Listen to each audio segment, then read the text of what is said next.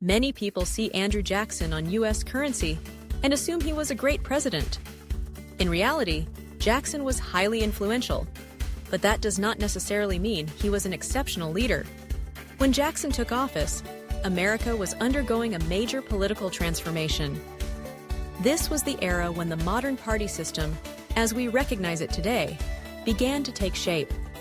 Before that, while political alliances existed, there was no well-organized system. Along with this change, voter participation surged, making election campaigns increasingly intense and divisive. Jackson's campaign was one of the most contentious and polarizing in history up to that point, turning politics into a fierce battle between factions.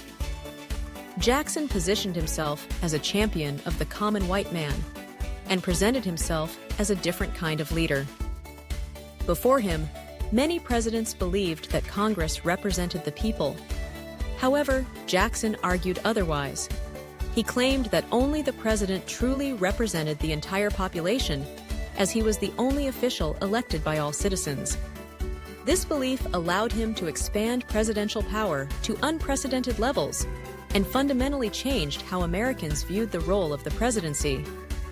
With a strong and decisive leadership style, Jackson acted on instinct and rarely hesitated.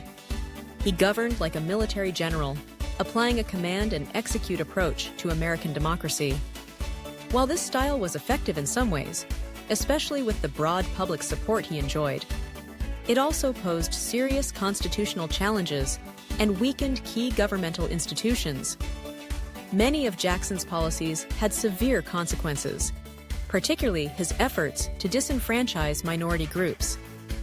He implemented brutal measures to force Native Americans off their lands. This was not just a relocation, but a ruthless campaign of removal. Today, these actions are regarded as violations of humanitarian and democratic values. Jackson was a man of contradictions. On one hand, he was authoritarian in his leadership.